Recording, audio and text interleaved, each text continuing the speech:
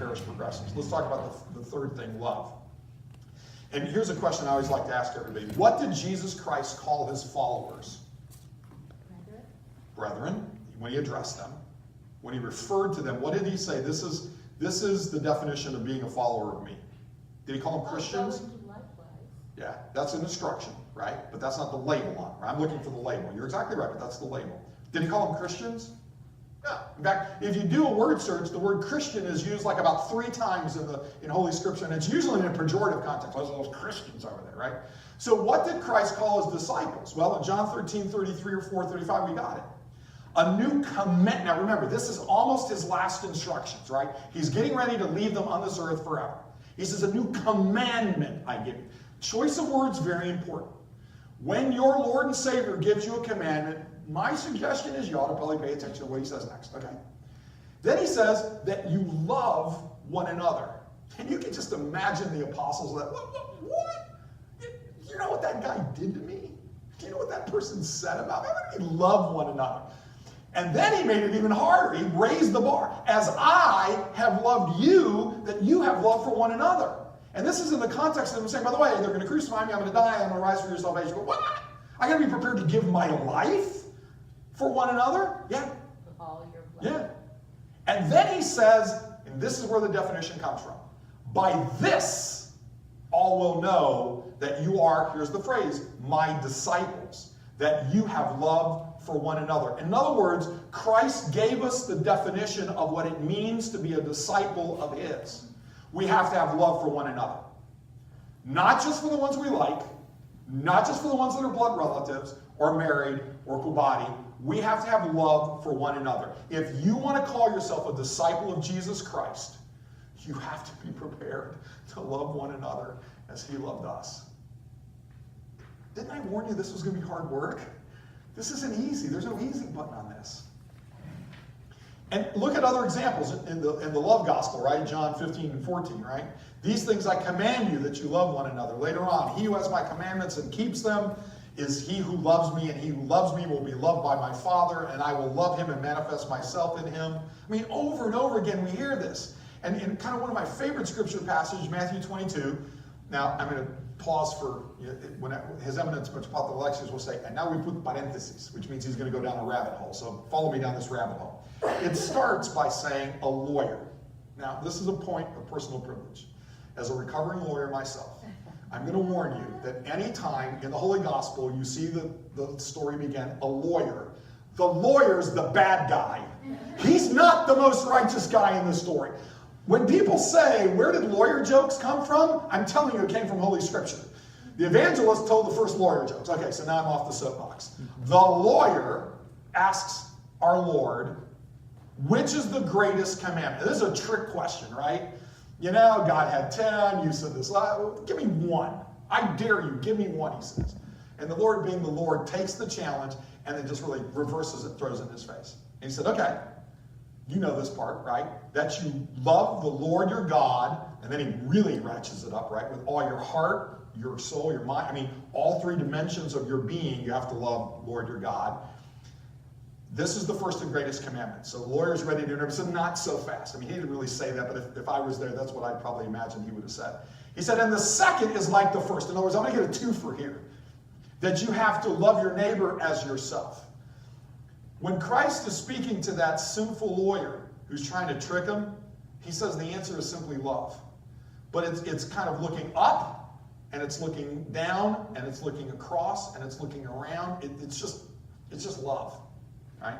So if you want to be an engaged disciple of Jesus Christ, you have to demonstrate a picture of love.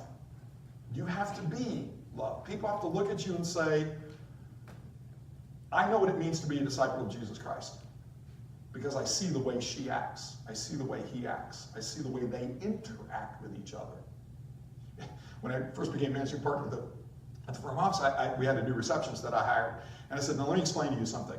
Anybody that comes into the office who is Orthodox, whether they're Greek or otherwise, I will kiss them and I will hug them. Male, female, animal, vegetable, mineral, that's just what we do. Because I want them to say, okay, well, this guy's a little bit touchy-feely over here, I don't know what's going on over here. But it is an intent to be manifestation of what it means to be a loving disciple of Jesus Christ. So, to the to-do list item. Your parish has to create and share stories of adult parishioners who are loving, youth parishioners who are loving, other modern adults and youth who are loving, and historical figures who demonstrated love put in the context of today. This is an intentional process that says you have to foster a culture of unconditional love. Boy, is this the hardest thing I've given you yet? It certainly is. It certainly is. I work with Orthodox parishes. Joe works with Orthodox parishes all over the place. We fumble and stumble on this one all the time. A full culture of unconditional love. Look, I can disagree with you, and that's okay. We can disagree agreeably, but I still love you. And you can treat me badly, but I still love you. That's what it means to be an engaged disciple of Jesus Christ. And you have to give examples and teach this in your homilies, in your Sunday school, in your adult Bible school, in your small groups, in the bulletin messages. Stop sending bulletin messages about parking lots and roofs and Euro sandwiches and all that kind of stuff. I mean, you can talk about that tactical stuff, but that's not inspiring anybody. You give examples of courageous parishioners, courageous, faithful people, compassionate, loving people. You will create a cultural phenomenon that says, this is who we are. This is the way we act. So when we start to look at what it means to be a disciple of Jesus Christ, I like to ask you to look at Christ's instructions, because he actually gave us very clear instructions. Go and make disciples of all nations. Now that's a very big to-do list, right? Then he explained it a little bit further what he meant. He said, and you shall be witnesses to me in Jerusalem and all of Judea and Samaria and to the ends of the earth. Now when I first heard this scripture passage, again, remember, what's my theme? My theme is, don't just give me something historical without helping me understand what it means to me today. Because I have no idea Jerusalem, Judea, Samaria, what does any of that mean? So I actually went and looked it up. So this is your Great Commission map laid out for you so you can see it graphically. So there's a map of the time. There's Jerusalem. Judea is kind of like the county around Jerusalem. And there's Samaria just north of that, right? But he didn't stop there, because he said to the ends of the earth, because that would have been easy relatively to the task he gave him. You got to go to the ends of the earth. And so I decided to find, where is the end of the earth? And I actually went on and I Googled it. And let me tell you where the end of the earth is. I've actually discovered it. It's Akron, Ohio. So we are here at the end of the earth doing God's work. So that's good. We can make disciples here and we will accomplish what Scripture calls. Now let me give you a little perspective on this. From Jerusalem to Samaria is only about 35 miles. Some of you traveled 35 miles to get here, or more, to get here today. Now, it was a little bit different traveling in Christ's time than it is getting in a nice automobile. I mean, when you walk 35 miles, it's a different, or on a donkey, it's a little different exercise. So when he said, I want you to be witnesses in your own town here, Jerusalem. Now I want you to go 35 miles north. Oh, 35 miles, that's a long trip, Lord. Okay, yeah, that's great. But then he made it clear, ends of the earth. So let me map it for you. It's about 5,906 miles from Jerusalem to Akron, Ohio. Okay, so that's the length of the ends of the earth. Okay, so let's talk about, this is a wonderful cartoon that I really love. Again, you can't read it in the cheap seats, I'll read it to you. This preacher talking to a very small number of people in his congregation on Sunday, and he said, God calls us to evangelize, and the bank that holds our mortgage has mentioned it too. So when you're seeing sparse attendance in the church, it's kind of like, hey, we might need to do something a little differently here. So I wanted to challenge you, because that's what I'm here to do, is to challenge you to think about, what does it mean for you personally to be a disciple of Jesus Christ in your Jerusalem? And here's my provocative thought. What if your Jerusalem isn't the city of Jerusalem? It's wherever you are. Where you are is your Jerusalem. So the question I'm going to ask you is, what are you doing to make disciples in your Jerusalem? Now, life planners will tell you there's kind of 4 dimensions of your life. There's your work, there's your friends, there's your family, and there's community. And really, we need to be talking about making disciples in all 4 dimensions. I want to pick the hardest one and use that as an example, and use the worst example I can think of. So if I can show you that the worst person I can think of has demonstrated what they're doing, then maybe you, who are much better, can figure out a better way to do it. So the hardest place to talk about being a disciple of Jesus Christ in American contemporary today is in our work environment, right? Oh, there's all these laws about, you can't do this and you can't proselytize, and coaches getting sued because they actually took the opportunity to kneel with their football team in a prayer. Oh no, that's separation.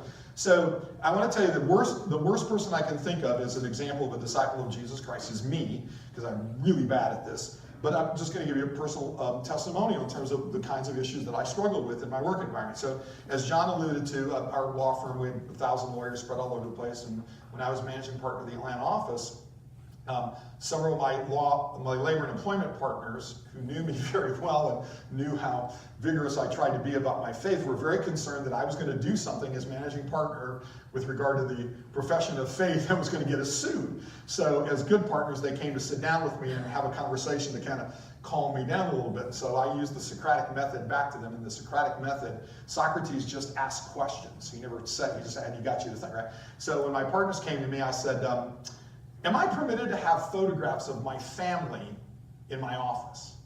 And of course they said, well, of course you can have photographs of everybody has photographs of their family in their office. So this is the view from my desk looking out. You can't really see it over there, but that's the table where theoretically the clients would sit. And this is the big 8x10 picture that's sitting in there. And that's my family. And there just happens to be the ecumenical patriarch in the middle of that family over there. And in fact, all the family photographs I had in my office included a priest or a bishop or a monk or a hierarch, right? And what was amazing is the number of times somebody would come in my office and they'd see that family photograph and they'd go, who's the guy in the middle? Or if they were really unfaithful, they'd say, who's ZZ Top in the middle, right? And in that moment, I had the opportunity to answer their question, to be a disciple of Jesus Christ, to share our Orthodox faith.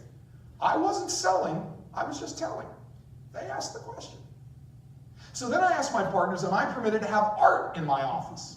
And I said, well, of course you can have art in the office. You can't go into any big institutional international law firm without seeing the traditional duck hunting scenes. So it just so happened that I had art in my office, but all the art in my office were icons.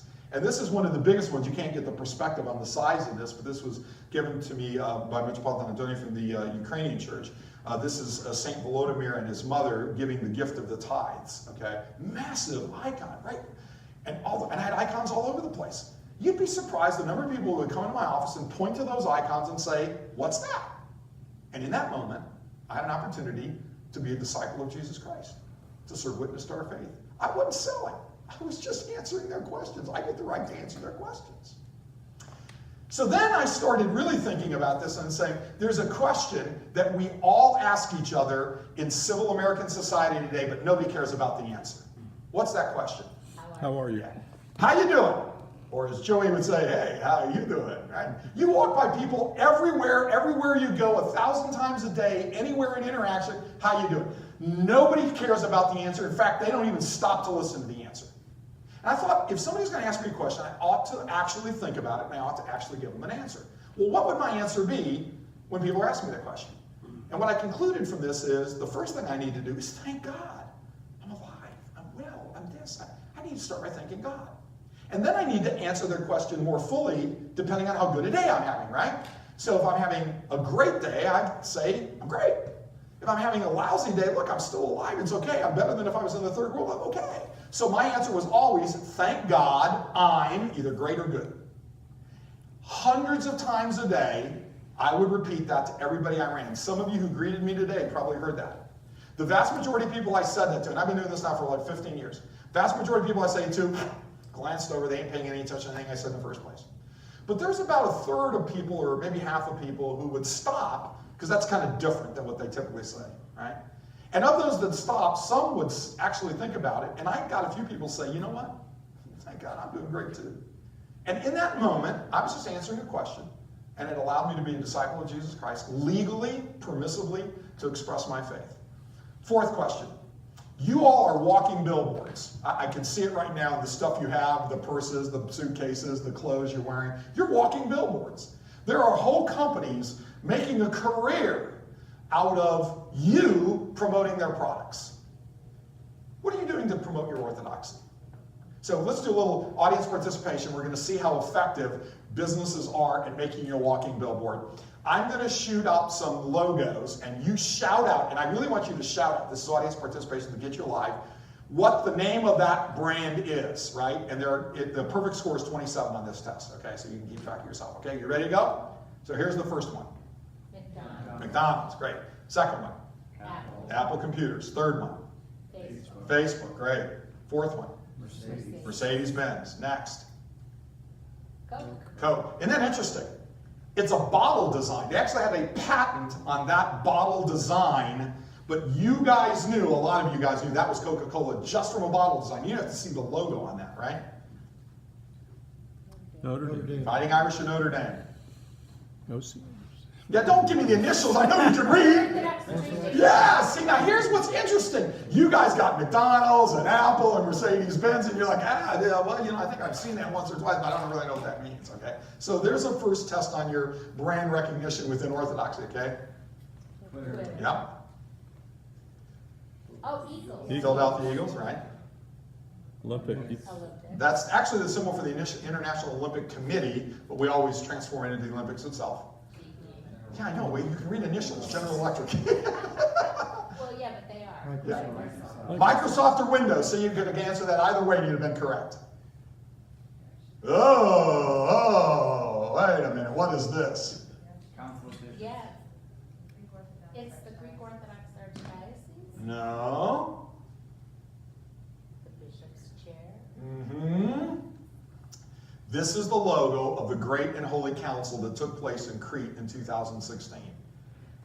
That is how unknown that brand is, even within our own communities. Trust me, you're not the first ones that stumble on that one. Nike. Toyota. Starbucks. God bless America. Starbucks. Thank you, Father. Disney. Disney or Mickey Mouse. You would have been okay on either answer. International Orthodox. There you go. You guys a little bit higher score on this one. You know this one because you work on it, so we're getting a little bit better. Ecumenical. That is the logo of Ecumenical Patriarch Bartholomew I. He actually has his own logo. Air Jordan. Michael Jordan, or Air Jordan. That's so funny. I was gonna say. Yves Saint Laurent. Yeah. Father had to get this one. OCN, Orthodox Christian Network.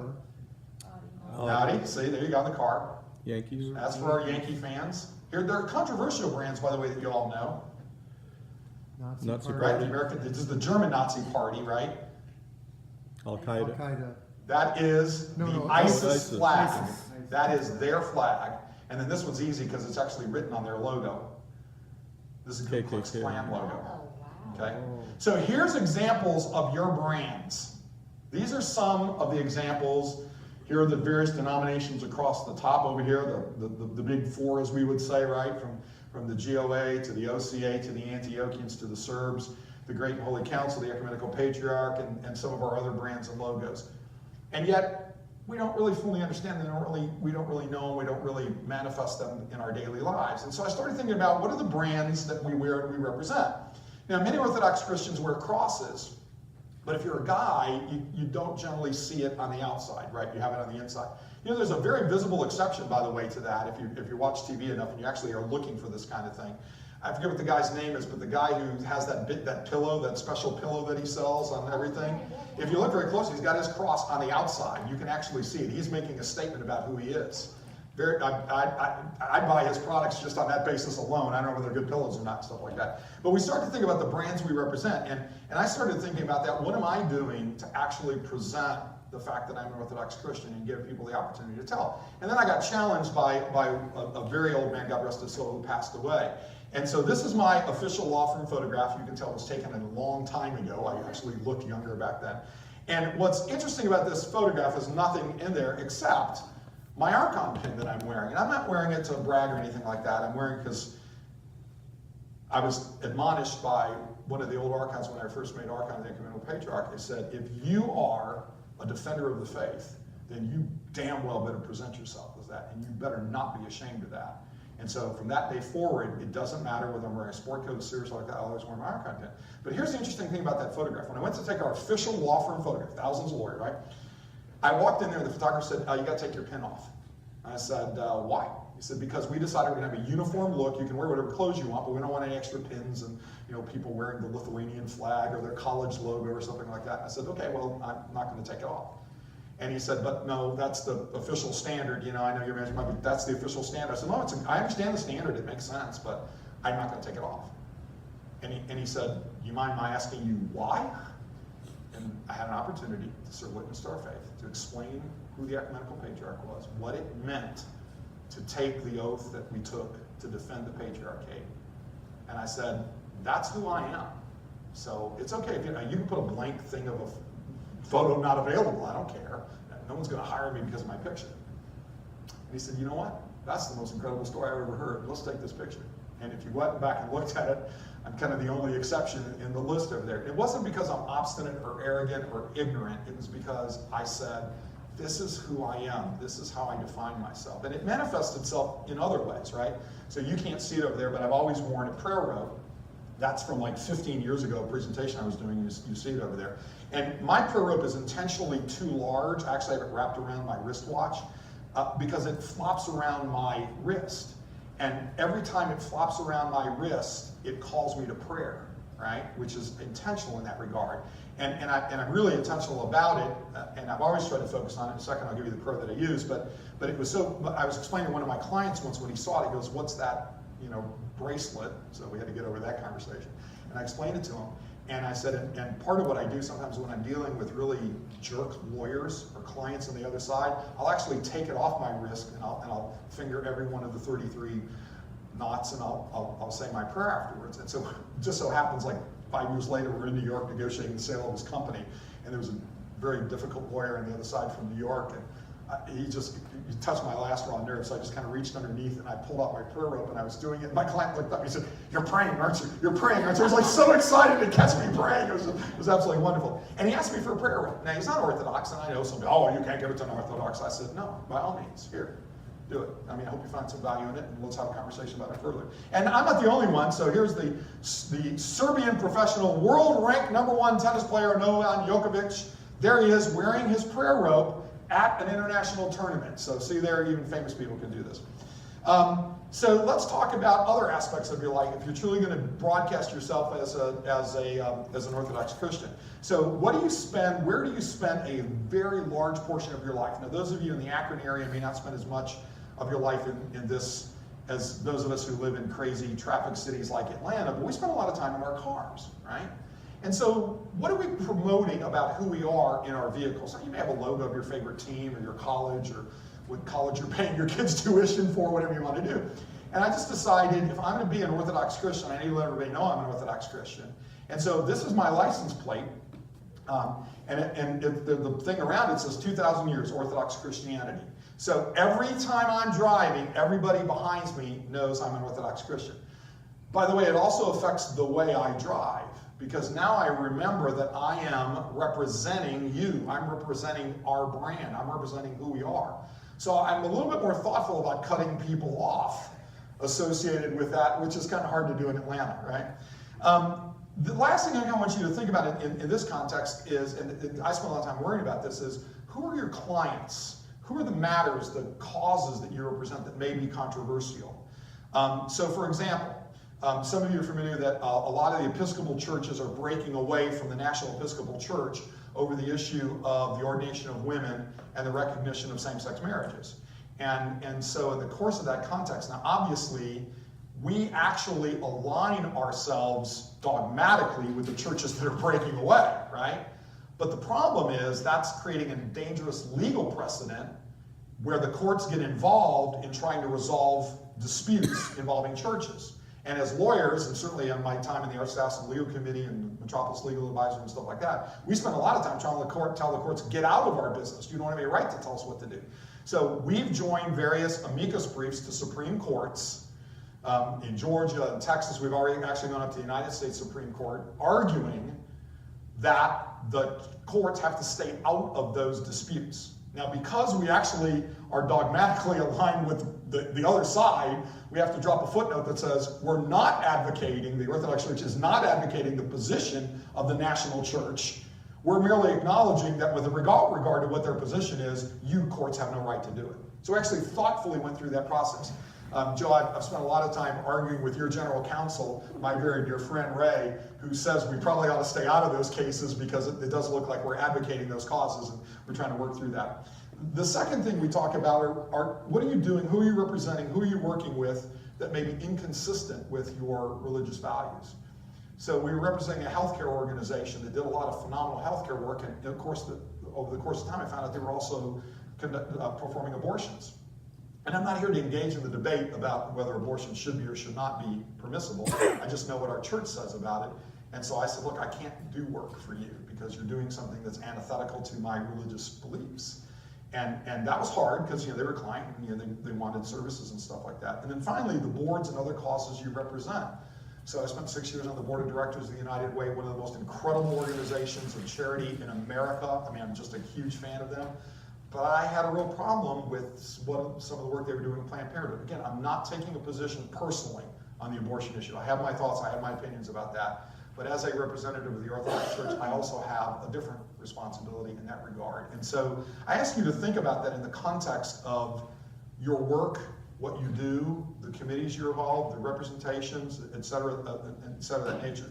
Second thing we did was, we have a big thing in law firm about pro bono. We want to help other people in need. And so, our firm did a lot of pro bono, really good stuff. And we did a lot, we did prison appeals, we did immigration cases, we did a bunch of great work. So in our office, I wanted to do something unique. So we created a program, it's called Thy Will Be Done. And what the deal was, for any clergy of any denomination, we would do your will for free. You could get a will and estate plan for free by competent, qualified lawyers.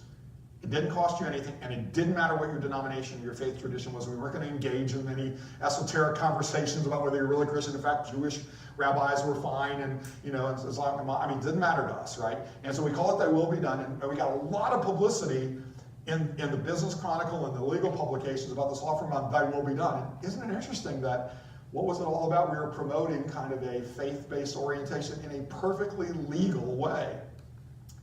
The last thing I kind of want to talk in this regard, one more thing after this, is your social media presence, right?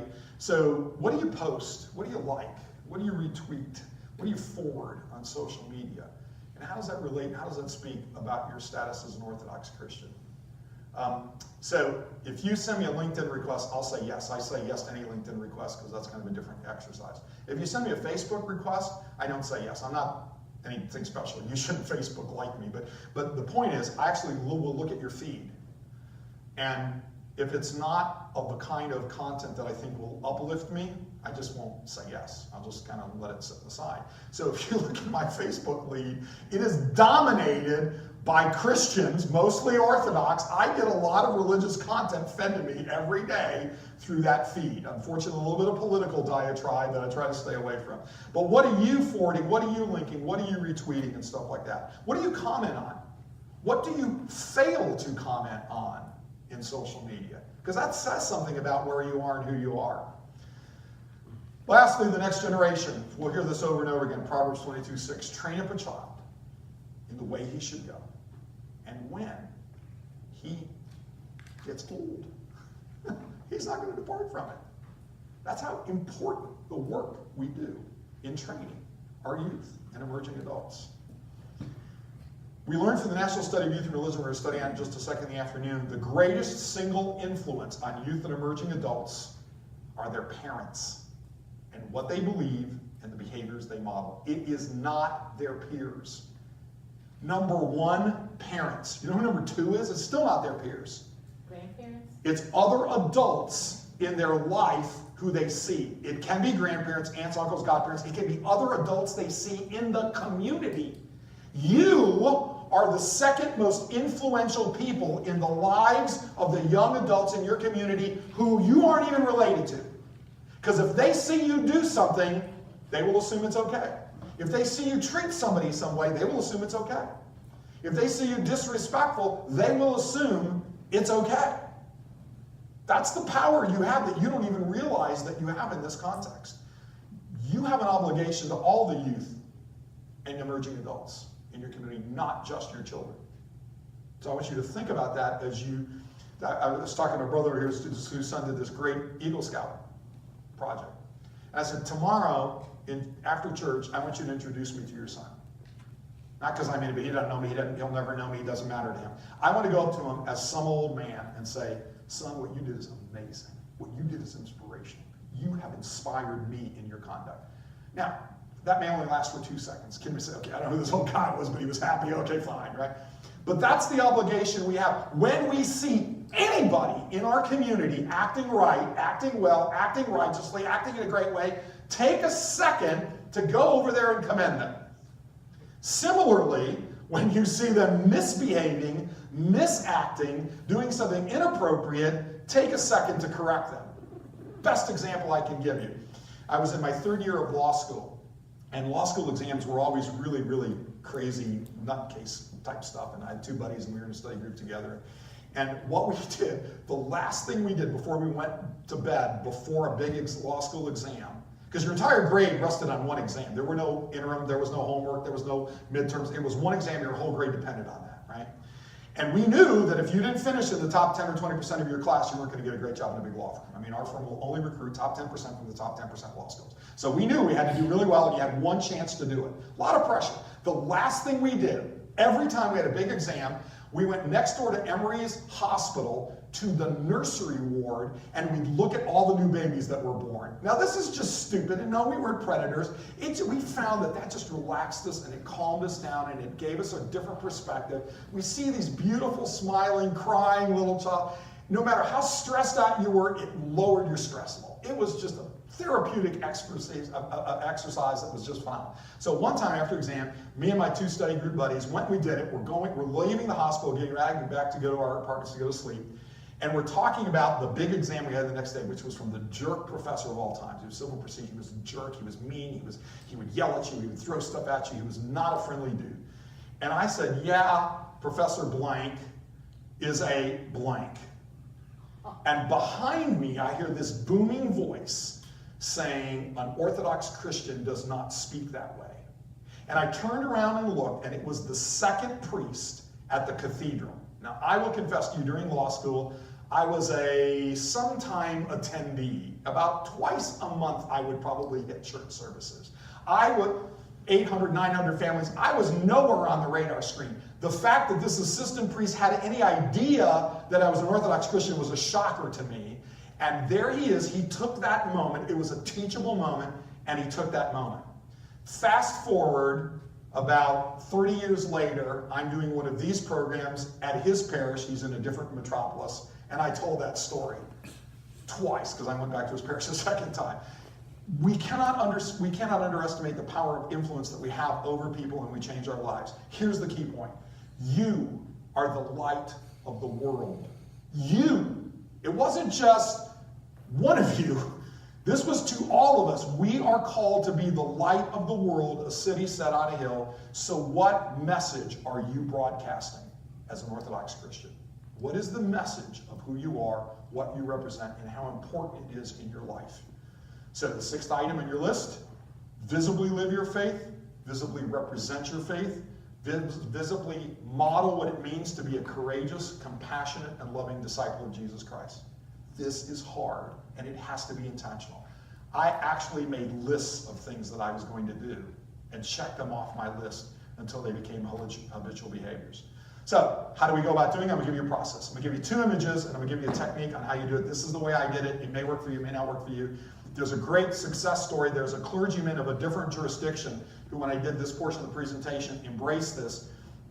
A phenomenal clergyman. He's a really, really righteous guy. He's got a great podcast. He's got a great parish and stuff like that. He used this technique personally to lose 20 pounds because he was on the borderline of not having good health in this regard, and to completely reassess his prayer life in a very discreet way. It wasn't anything I taught him. This was a technique. Okay, so there's 2 images that I want you to keep in mind. The cross and a traffic light. Those are the 2 images that you're going to use in this process. So let's break it down. Cross. What did the Lord say? He who does not take up his cross and follow me is not worthy of me. And in Luke 14 we learn, and whoever does not bear his cross and come after me cannot be thy disciple. So here's the reason why I use the cross as the first symbol. It is your destination. It is where you are going. It is where you will end up. It is your endpoint, at least on this earth. Now, you won't actually be crucified, I hope. But let's understand what it means to go to the cross. The second reason why I use this as a symbol is because we use it now in a different phrase to talk about the burdens we are bearing. Oh, he's got a big cross or she's got a big cross to bear. That's a euphemism for the burdens. So it is both our destination and the burdens we bear. That's what the cross symbolizes from the to-do list item. It has much more symbolism in other contexts, but I want you to think about that. All right, let's flip over to the traffic light and I'll tie them together. So the traffic light is our destination regulator. Whenever we're on our way to someplace, it gives us some guidance about how we're going to get there. And it's our reminder to stop, sometimes to slow down, or to go in something we're doing. So you know the way the stoplight works, right? So if it's green, what does that mean? Go. You go. If it's red, what does it mean? Stop. Stop. If it's yellow, what does it mean? Caution. Go faster. No, I'm sorry. So it's go, slow. If you're Father Jerry, it's go faster. Okay, no, I'm just teasing. He's a better driver than I am. So it's go, slow, and whoa. Go, slow, whoa. That's what I want you to remember, okay? So I want you to make a go, slow, whoa list. I really want you to do this. Trust me, if you do this, this will help you in your life. Your go, slow, whoa list consists of 3 things. You can add 6, but I'd start with 3 until you learn how to do this. First, what's the thing you're going to start doing? What is the thing you're going to start doing? Write it down. And I'll tell you why in a second you're going to write it down. What is it that you want to start doing? You've always said, if only I will go work out in the morning, pray more, tell my spouse how much I love them, hug my kid, whatever it is, put it on your list. That's your go list. What should you slow down? Maybe you're just going a little bit too fast. Like, work is great, but you might be working a little bit too hard to the detriment of something else. Maybe you're having just a little bit too much to eat or to drink or something else. What is it that you just need to think of? One thing, you need to just slow it down a little bit. It's not necessarily bad. You just need to slow it down. And then the last thing, what do you need to whoa? What do you need to stop doing? Look, I just got to stop doing this. You know what? No ice cream before bed. I mean, that's wrong. That's evil, okay?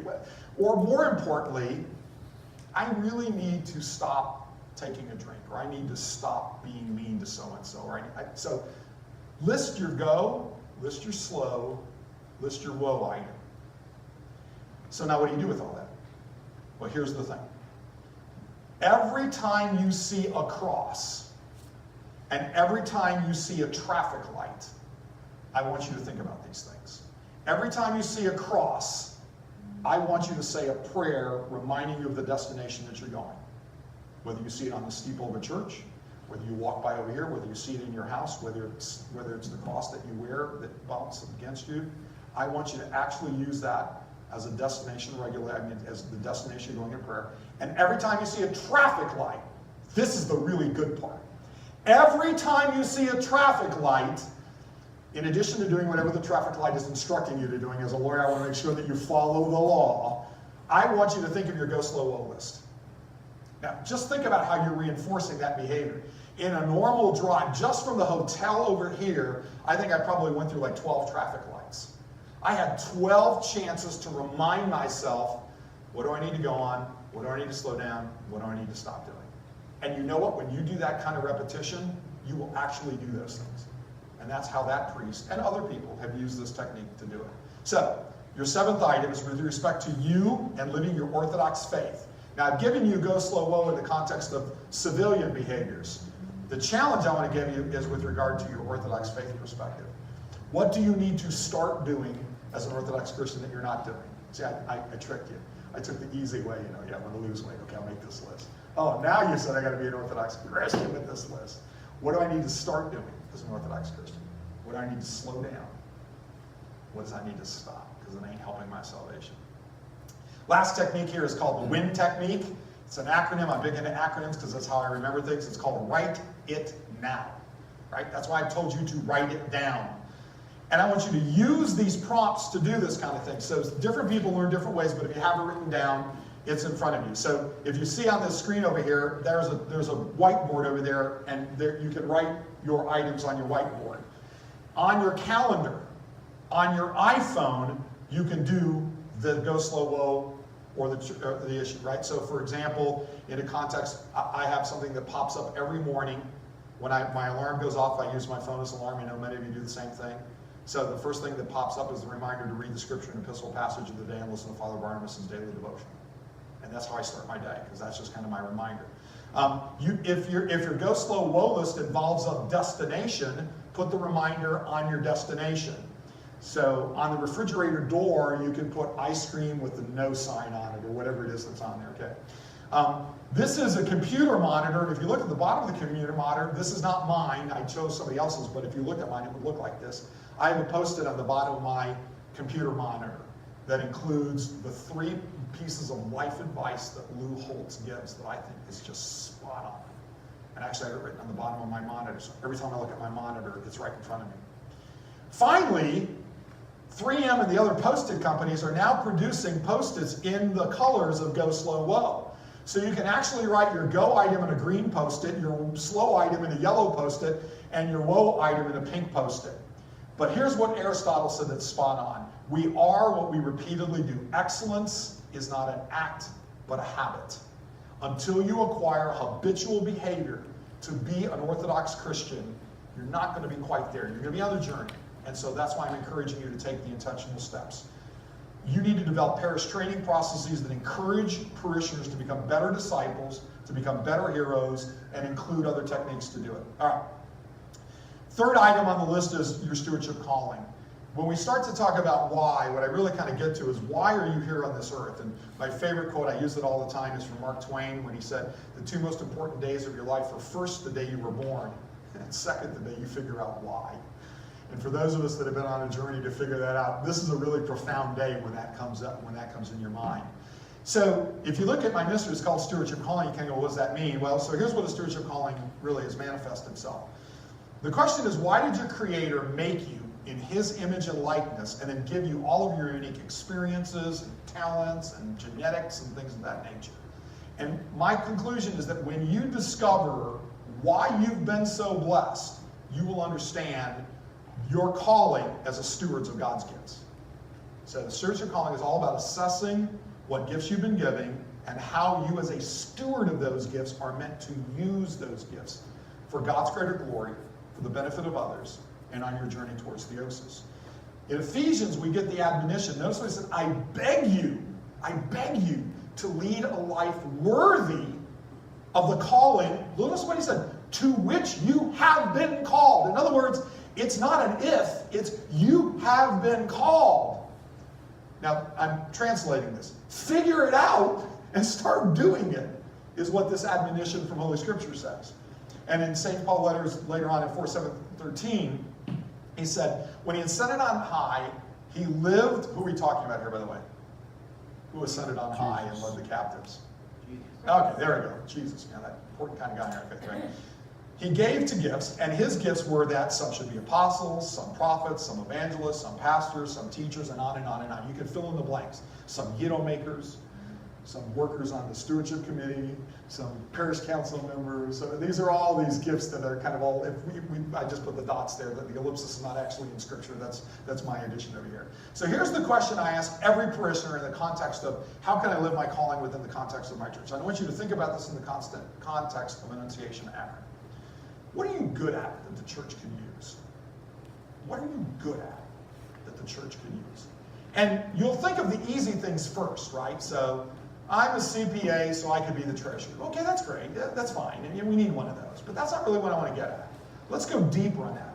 What skills do you have? What talents do you have? What abilities do you have? What do you have inside you that we can actually use in this context, right? So let me give you a simple example. I was with a parish that when I walked in there, the John Bober of that parish who had set up the program said, oh, by the way, Mrs. So-and-so, I'm not going to use her name because you know her, she's not from this metropolis, but anyway, Mrs. So-and-so is going to be here today.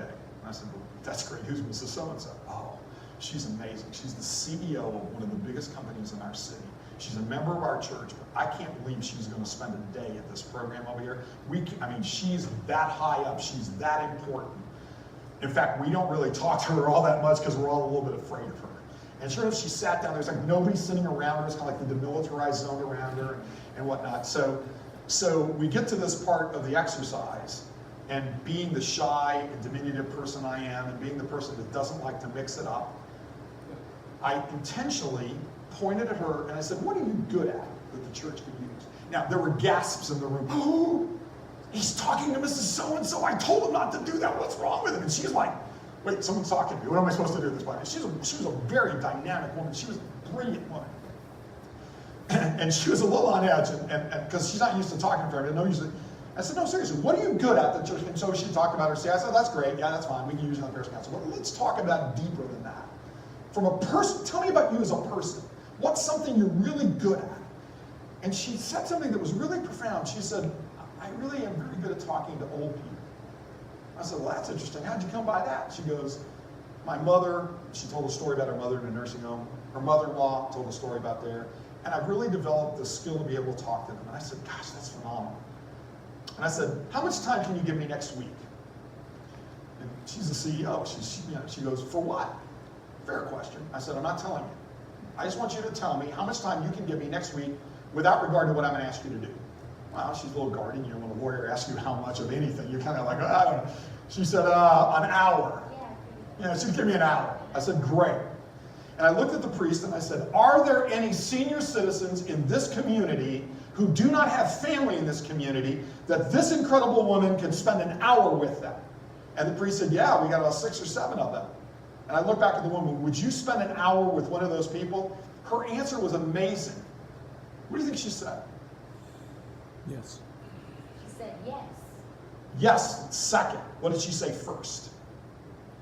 If you had told me that's what you wanted for, I can actually spare about 5 hours. Oh. And yes, I'd be happy to do it. So, sight unseen, don't know the woman from Adam's house cat. I sat in front of her, I said, brothers and sisters, we now have a new ministry in this parish. We are going to visit the elderly and care for them, and this woman is going to chair that ministry. And she's like, what? When did this happen? Everyone's like, hallelujah. What was amazing was, we shortly thereafter had the lunch break, just like soon we're going to have a lunch break, right? She was mobbed by people who had not talked to her before, including the Ladies Philippicos president, who said, by the way, we have a bunch of other members that would like to help you on your ministry, right? So she sees me afterwards and said, man, did you sandbag me? I said, listen, I didn't do nothing. I'm set of vocal cords. The Holy Spirit does the heavy lifting over here. And so then next Sunday, or the next day, I was delivering the homily, like God willing I'll do tomorrow.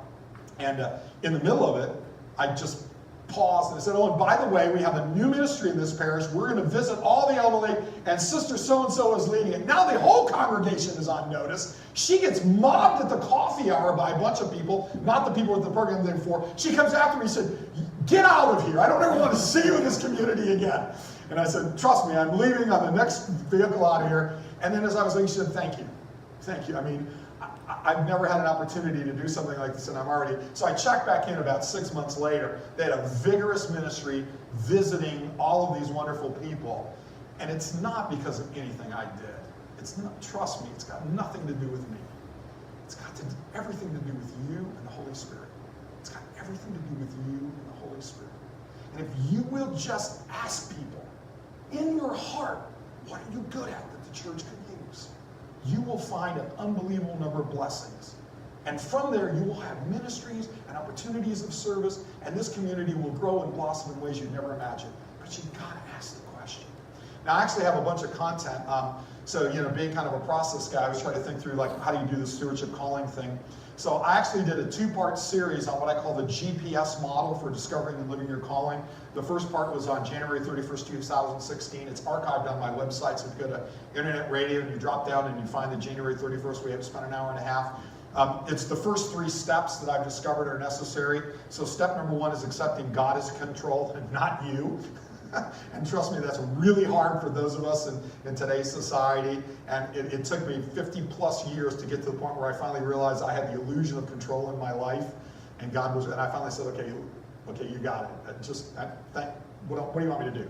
Second step is listen to the many messengers God will send you after you commit yourself to Him. And I mean really commit yourself to Him, not just, again, God, I'm with you. Oh, by the way, can you help me get a grade on this exam, or can you help me get this promotion? What we call the ATM God. We all have an ATM God that we go to. We want to swipe our card in when we want something in return, right? So when you do that, when you give it up to the Lord, you will realize that He's been sending you messengers all your life, and you have just not been paying attention to them. And sometimes it's not just, your priest, although your priest can be a messenger. It's not just some deacon, although deacon can be a messenger. It's not just your son, although they can be a messenger. Not just your spouse, although they can be a messenger, or me or something. I got one of the best messages I got from an 18-year-old kid who I was coaching, who asked me a provocative question after one of my closing speeches at the end of the season. And it got me thinking about that very question in my life. Because I would challenge my kids when they got to high school. I coached Goya Church League basketball for 15 years, and we were really good. And so I'd have my clean sheet of paper lecture at the end of my senior class. At the senior class, I said, when you go to college, you're a clean sheet of paper. Nobody knows anything about you. So that stupid thing you did freshman year, they don't know about that. You don't have to be that kid anymore. But by the way, that great thing you did junior year, nobody knows anything about that either. So you have to reinvent yourself. You're a clean sheet of paper. And then one of my team members, 18-year-old smart aleck, happened to be my daughter, said, Dad, when was the last time you reinvented yourself? And instead of saying, you impudent little child, I brought you into this world and I will take you. No, what I said was, let me think about that for a second. And I thought, the truth of the matter is it had been a long time since I really reset my life and what I wanted to do with it. And I used that moment and opportunity. So God's sending you these messengers. Thirdly is the prayerful discovery of your stewardship calling. To do that, I actually have a process that gets you there. It's not the only process. There's probably a lot of better ones. This is just the one I use. It's in part 2 of my GPS Sunday. This was the July 31st, 2016 version. It actually was inspired by Ephesians 2:10. For we are his workmanship, created in Christ Jesus for good works, which God prepared beforehand that we should walk in them. So after you take those first 3 steps, God, you're in control. I'm going to listen to the messengers. Now I'm discerning my calling. I ask you to think about 3 questions. And again, I'm big into acronyms because that's the way I remember things. So GPS, it's not global positioning system. It's the God positioning system, right? So it's positioning God in your life, but it also has a double entendre meaning. So the first question is, what am I good at? There's the G. What am I passionate about? There's the P. What makes me happy? What makes me smile? There's the S. And here's the Venn diagram. Any good process has to have a Venn diagram. So here's my Venn diagram. So this top of the stuff is the stuff you're good at. The stuff at the right you're passionate about. The stuff at the bottom makes you smile. And in the middle, there's that sweet spot intersection of those 3 things, right? And if you think about it, you're actually good at things you've done many times, right? But you're not always passionate about everything you're good at. I mean, you've just done it many times, but it's not exciting anymore. And not everything that you're good at actually brings you happiness. Some things you're good at because you've done it and you just do it. So what I challenge you to think about is assessing your life and what am I good at, what am I passionate about, what makes me smile, and look at that intersection. And I believe that somewhere in there you will discover and live what Christ and your Lord has called you to do. There's actually a great author who wrote a phenomenal book about this. I get no commissions from anything I recommend, so there's no agenda associated with this. His name is Bob Buford, and he wrote 2 books, Halftime, and I actually like his sequel, Stuck on Halftime. Here's Bob Buford's phenomenal work in a short, this is the Bill Marianes Cliff Note version of this book, but I really recommend the book. But he says that you spend the first part of your life trying to be successful, and the second part of your life trying to be significant. And the time in between is halftime. And it doesn't happen halfway through your life. In my case, it happened right after I turned 51. And I realized by the grace of God, by every measure, yeah, I have all these accolades and awards and stuff, and people say I'm successful, but have I really made a difference? Have I really done something that will actually change behavior, not only my own, but those around me? And so he's actually got a great process associated with that. One of the best examples I have of this, again, I'm a big basketball guy, so I always use basketball analogies. The best basketball coach ever, UCLA coach, is John Wooden. I mean, when you win 10 NCAA national basketball championship titles, that's pretty darn good. And when you win 7 in a row, that's pretty amazing. And he once said the following thing. He said, don't measure yourself by what you have accomplished, but by what you should have accomplished, given your ability. In other words, for people that are extraordinarily talented, doing something amazing is not a great accomplishment. Their bar is higher. But if in an area you don't have a lot of skills and you do something amazing, now that's worthy of recognition. So it's not measuring yourself against someone else. It's measuring yourself against the gifts God gave you. If you're really interested in this topic, there's a phenomenal new line of thought. There's actually a book and a great video by Simon Sinek, S-I-N-E-K, and he talks about the difference between those who are playing finite games and those who are playing infinite games in business and in their lives. And the people who are playing infinite games are not playing against anybody else. I don't feel better because I did better than someone else. I attended church more regularly. I took more sacraments. My kids are better. That's not the test. The test is how am I doing in relationship to the gifts God has given me, the opportunities God has given me. It's a personal exercise. I'm playing an infinite game against myself, not against anybody else. So I like this quote. It's an anonymous quote. He goes, here's the test to find out whether your mission on earth is finished. If you're alive, It isn't. So the good news is, even if you hadn't been doing everything you should have, ought have, would have, could have been doing, you still got some time. So the ninth item in this process is really to develop processes and systems and to help their parishioners discover and live their spiritual callings. And here's what I'm asking you to challenge you to think about. Have the parish undertake a process where this is a part of the dialogue. Now, I'm going to give you an example where I think it can be done most effectively is in small groups, but there's other ways it can be done. If you have a men's group, or a women's group, or a young women's group, or a young men's group, or a group of new mothers, or a group of former addicts, or things of that nature, right? That is a place where you can actually have a focused conversation with a faith orientation about what are the gifts God has given you and what are you called to do with those gifts. If that becomes a part of what the church offers, the relationship between the individual and the church is even much more stronger and much more stickier, as we say, right? So I want to encourage you to start to think about how do we embrace this notion of call. Let's have a conversation about how every one of us has been called. That's a given. That's not much for conversation. The question is, to what are you called? So some of you I just met for the first time, I actually started asking you those questions. You didn't realize I was actually conducting a survey.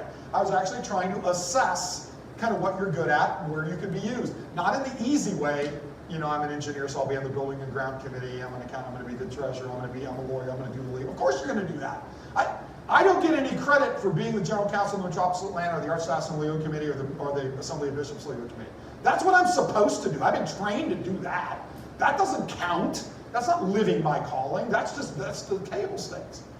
What I have to do above that is living your calling. Okay. Fourth point, prayer. The Lord actually taught us how to pray, and he prayed often and often by himself, and he instructed the apostles how to pray and to lead others to pray. So my question to you is, how and when do you pray? How often do you pray? Do you start the day right in prayer? Do you end the day right in prayer? Do you use prompts to pray? So I told you as an example, my prayer robe is a prompt to pray because I need help. I'm not going to instinctively think about that. So every time it flops around, I'm called to pray. In my office, my icons were calls to pray. Every time my eye scanned an icon, I stopped for a split second and did my prayer. My iconostasio at home, etc. Everything you do ought to be focused and oriented towards what you do and how you do it and how you pray. Now, I'm not here to teach prayer, Father, Deacon, people much more competent than I am to teach prayer. I'm just going to give you an example from the worst.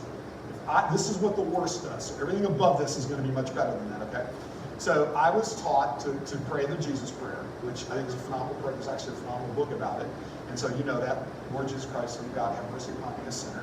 And then, coincidentally, I happened to be with Father Nick D'Andafiel when he was president of the Theological Seminary. In the middle of the Divine Liturgy, once I was standing next to him, in the middle of the Divine Liturgy, I had the book in front of me because I always have the book to just remind me to pray. And so he points to something and said, pray that constantly for your family and yourself. I thought, okay, Father Nick said to do that. And what he pointed to was actually the thief's prayer, right? And remember me when you're entering your kingdom.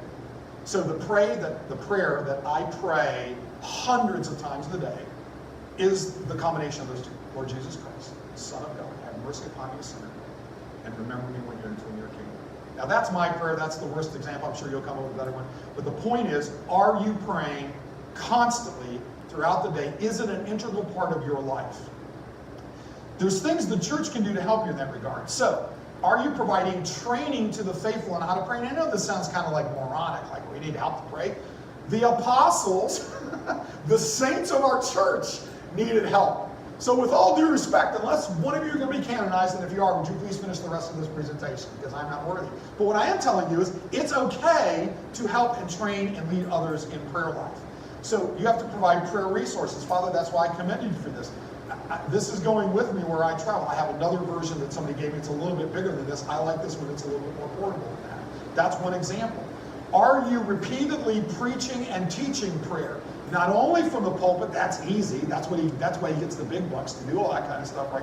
What are you doing to teach prayer in your Sunday school, in your adult groups, in your men's group, in your women's group, in your support groups, anything like that? Is prayer an integral part of your life, right? And you encourage testimonials regarding the effect of prayer in daily lives. We all wanted to applaud when she told a story. That was called a testimonial. Testimonials are one of the most powerful motivators that for some reason the Orthodox Church stopped using in recent history. And we got to get back into that habit. Tomorrow, what I'm going to offer is not a great insight, it's a testimonial. And you need to celebrate these testimonials about prayer to elevate the importance of it. So, do you have a prayer list? Some parishes will actually encourage people to list, and you can list your full name, you can list your first name, you can list anonymous, but have a prayer list. And you'll see it in bulletins. Here are the people we're praying for. And it's not just a rote thing where you do it. Actually stop and say, let's take a second to pray for these people.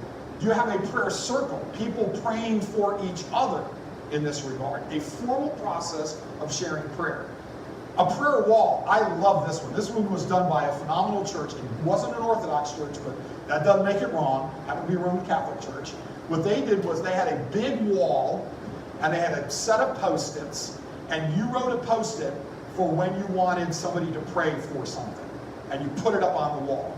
You could put your name or not put your name, it didn't really matter. And they encouraged everyone to go in there in the coffee hour and pull a prayer off there and take it home with them, and that week pray for that person for what they need. Now this is not ATM God. This is not like pray that I get an A on my exam kind of stuff, okay, right? This is really important prayers. And it was phenomenal, the culture that was created. In fact, what this guy told me was, when there weren't enough Post-its on the wall, people complained. Because they wanted to pray for each other. Think about what that does in terms of knitting together a community. If we are praying for each other, not just the thing that we put at the bottom of every Facebook post or tweet, oh, I'll pray for you, but you're really not. But I mean, really praying for people is really amazing. There's some churches that do, for example, 50 hours of prayer, around-the-clock prayer. This is one of them. This happens to be St. Demetrius in Tucson. There's the website where you can actually download it. They actually have 50 consecutive hours of constant spoken prayer. Some of it happening in the church, some of it happening on the air and broadcast in, some of it. And then at the end of 50 straight hours of prayer, they actually have a service to celebrate it. So, the 10th item on your to-do list. Do you have a prayer ministry strategy in your parish for how you're going to promote, encourage, teach, and have other people pray and pray for each other? All right, small groups. This is a biggie. I asked John to commit to do this in your parish. Father, I hope you'll bless this. I hope the parish council will lead this. Let's define terms. What's a small group? It's generally up to 10 people who gather weekly at their homes to explore spiritual topics and what's going on in their lives. There's a two-part component to it. One of the things you can do, it's not required, is discuss this week's scripture passage. So, and it could be 1 week, it could be 1 day, it could be the Sunday one, it could be some other day. So typically when it's done, the priest will take that scripture passage and write 3 little or 2 little discussion questions. Talk about this in the context and have a dialogue. Now look, very few of you are trained theologians. So I'm not going to tell you that there's not going to be some like a little bit off the wall questioning and somebody's going to do some research. Let me tell you what's going to happen when you do small groups in a really good Christian church. A lot of questions are going to come back to the theologians and the clergy like, what, we were talking about this in small group and we're not really sure exactly what do we believe about that. And that's led to some really great programs. There's one of the parishes that's done something like this, and they have a regular event. It's in addition to the homily, it's called Stump the Priest.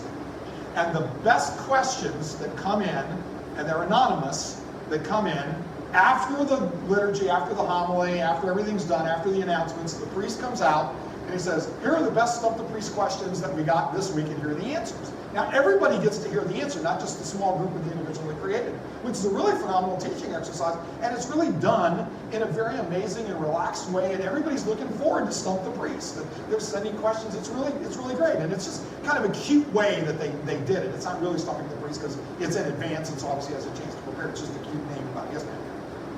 That kind of goes back to what you were saying about the Speak loudly because the heavens have decided. It kind of goes back to what you were saying about us being educated to start with, because I experienced, we had a theosis group, and we all were talking like, would you want more of a Bible study like this?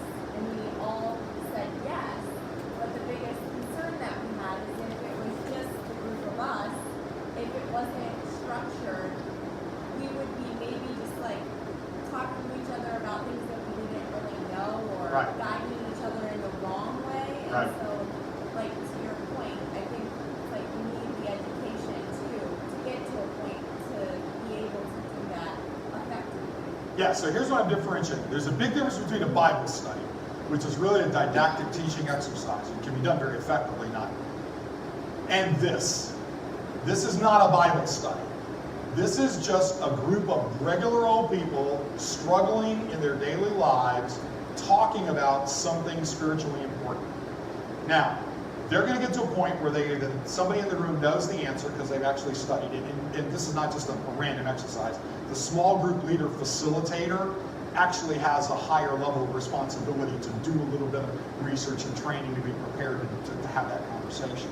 But there will always be some questions that they can't anticipate, just like there's questions in a classroom that the teacher can't anticipate. So that's a darn good question. Let's look at that. Let's research it. Let's find out if we need to do study, if we need to read the gospel, if we need a Holy Father, if we need to read the other fathers, if we need to talk to Father himself. But let's find the answer. And next week when we come together, we're going to revisit that conversation. So one of the components is a spiritual component. Okay? Don't get so focused on everything has to be perfect or we're not going to do it, because then we're not going to do anything. And you're not reaching anybody except the 7 people that happen to show up that week for a Bible study. And it tends to be the same 7. I made that number up. It could be 12. It's the same people. So this is an opportunity to get everybody together and engage in that kind of spiritual warfare dialogue that we have. And the second component is really to talk about what's going on in your life.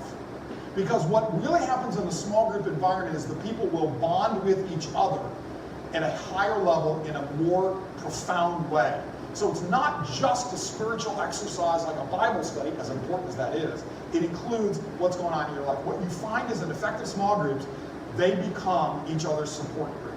And they extend the reach of what the preacher can actually do. So let's look at the power aspect of it. It's actually orthodox, even though it's the non-Orthodox churches that have really taken this up to a level. So I'm sick and tired of, that's what the Protestants do. Like, that's all evil because a Protestant church did it, right? I mean, goodness sake, if it's good, if it's righteous and it works, we got to be creative enough to adopt it. The truth of it is actually started Orthodoxy, right? So look at Matthew 18. For where 2 or more are gathered in my name, I'm there with them. And then listen to Hebrews, because this one is really the small group scripture passage in some respects. And let us consider how to stir up one another to love and good works, not neglecting to meet together, as is the habit of some, but encouraging one another. It didn't say, let's wait for the priest to do this. This is our communal responsibility, the ecclesia of the people, right? It's not just a clergy only. Clearly, they have a very critical role in this exercise. So what a small group concept does is embraces us as lowercase clergy, lowercase theologians, but active practitioners in supporting and meeting and helping each other in that regard. Now, there's a great group, and it's listed at the bottom. It's called the Small Group Resources Group. They actually pioneered this stuff. They have top 10 benefits of small groups. I'm going to go through it quickly because you can read. Life change happens best in small groups. Secondly, small groups make churches personal. You can go in and out of a church and never have a relationship with other people, but when you are meeting in person and face-to-face and confronting issues, it becomes personal. Small groups provide a nearly unlimited leadership development pipeline. Now think about this. If you had small groups within your community, every small group leader is now in the pipeline to be a leader of a ministry, a leader of your parish council, a leader of your community. You're actually creating a pipeline of leadership. Off-campus small groups provide an unlimited space at optimum times. Now think about this. Small groups happen in people's houses. They don't happen in the church. They happen in neighborhoods. You have now not quintupled, but multiplied by an order of magnitude the resources you have available to you, because everybody's house is now available as a small group resource. I like this one. Come over to my house is a much easier invitation than come with me to church or come with me to Bible study. It's really easy to say, hey man, come over to the house, right? Small groups provide the best opportunity, I love this expression, for one another, caring for one another, being there for one another, loving one another, helping one another, right?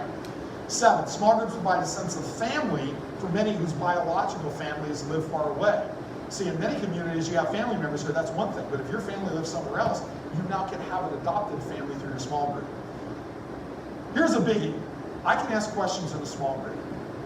if tomorrow Father Jerry said, I'm going to open up the congregation, anybody ask me any question you want about theology, how many hands do you suppose would raise? None. Who wants to be that kid or that adult who raised their hand and said, that stupid question is you know? But that's what they're wondering about. It gives you an opportunity to do it in a much more intimate setting. Small groups make it possible for people to be cared for between Sundays. See, one of the problems we've had in the Orthodox Church, just like we've outsourced religious education, we've outsourced our Orthodox faith to about an hour and a half to 2 hours on Sunday. If you include the coffee hour, maybe it's 2.5 hours. That's it. I'm not an Orthodox Christian any other part of the week. But this is another networking. And then lastly, small groups provide an ever-expanding network of communication and impact. Now, there's science behind this. 2 phenomenal books by Robert Putnam and his group from Harvard. One of them is called Bowling Alone. The sequel is called Better Together.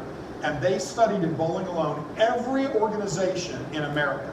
Not 100%, but every kind of organization in America.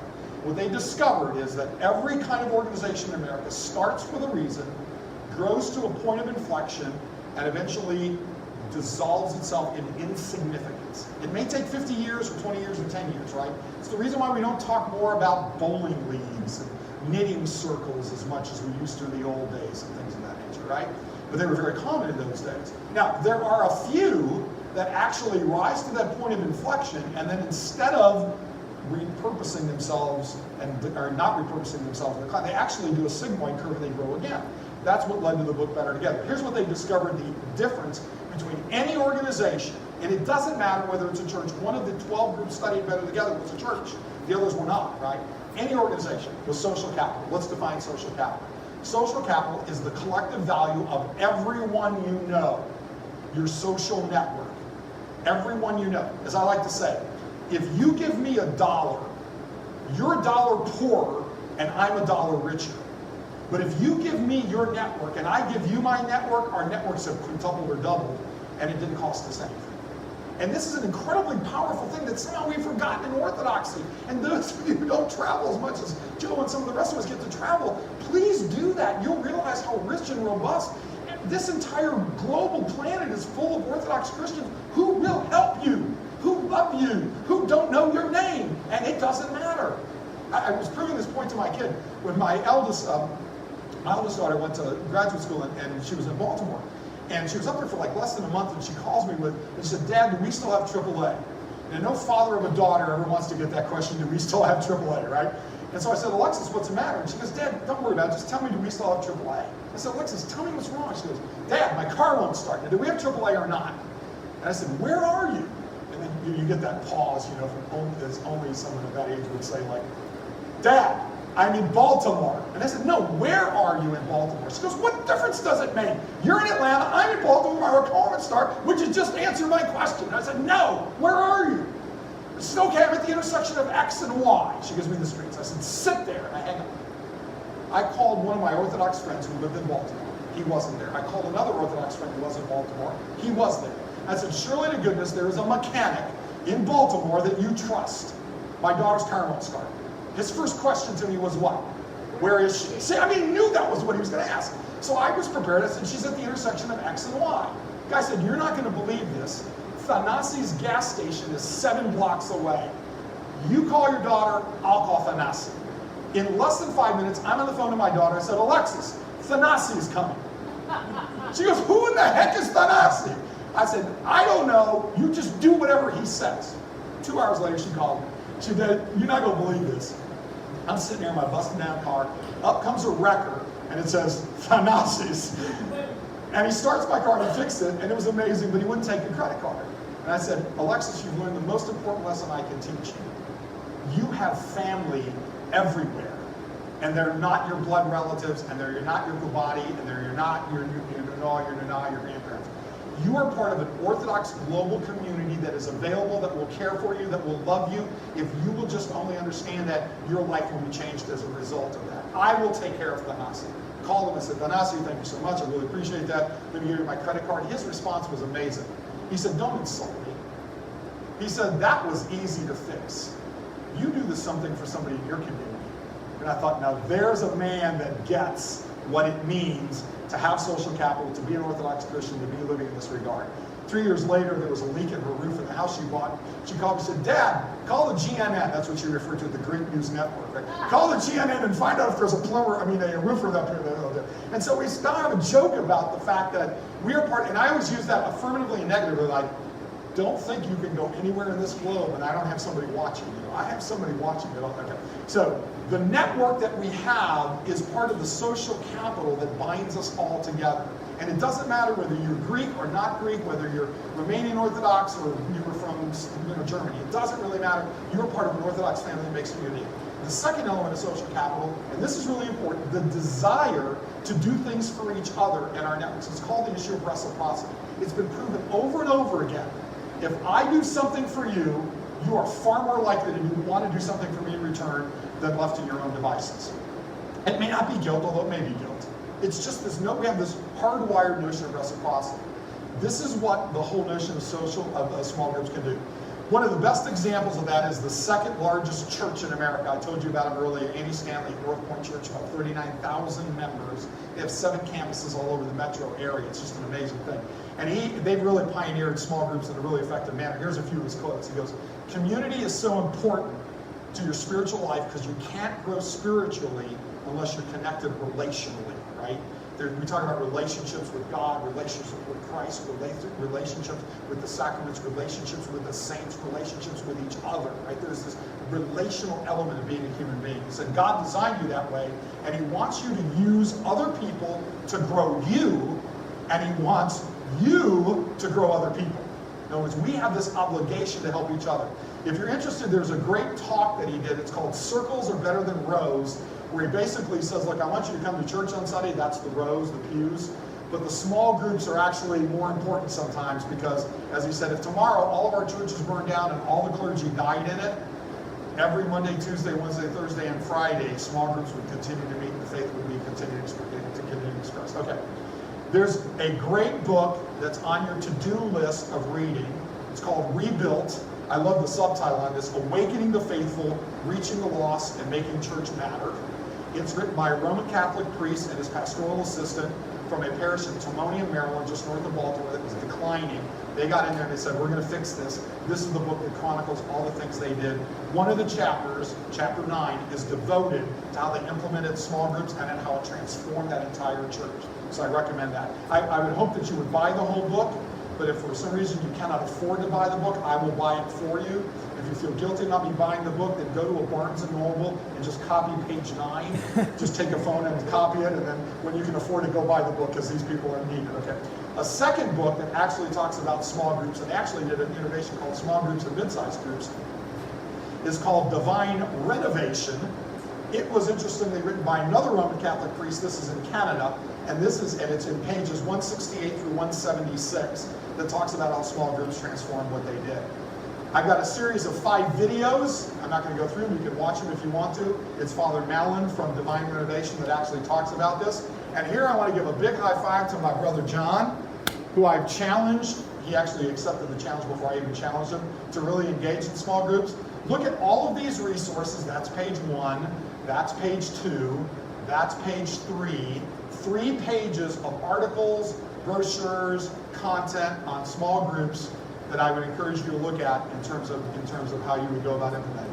You're going to have to transform some of this because some of this was done in other denominations that are not Orthodox, so you may have to do some Orthodox versions of this. That's okay. We learn how to transform things in that regard. Okay, we can take other churches and make them Orthodox churches. They don't have to be designed and built that way. Okay, so the 11th item on your to-do list is to create a small group ministry. The penultimate item we're going to talk about right before the lunch break, which is coming up shortly, is Orthodox leadership and development.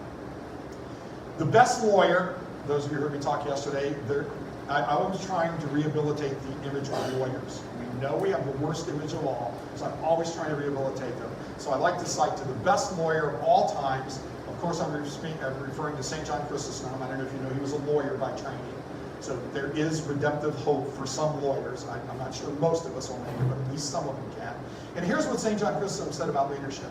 He said, the most basic task of a church leader is to discern the spiritual gifts of all those under his authority and to encourage those gifts to be used, now listen carefully, to the full for the benefit of all. In other words, Your job as a leader is to encourage people to use all of their gifts for the benefit of everybody else, not just themselves. And then he really indicted leaders. Listen to what he said. I love this. He got in all of our faces. He said, only a person who can discern the gifts of others and can humbly rejoice at the flowering of those gifts is fit to lead the church.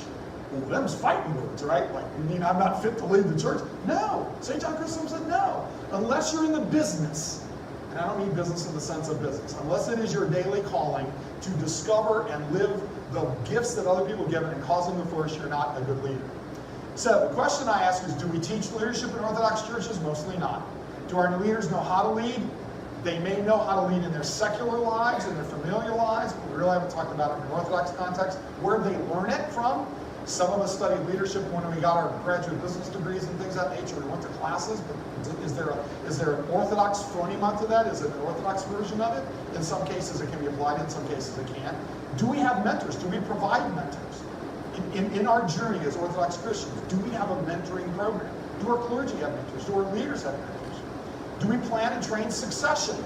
Or do we wait until somebody dies or says, that's it, I'm out, tag out, I'm gone? And everyone's scrambling to find a new treasure or a new...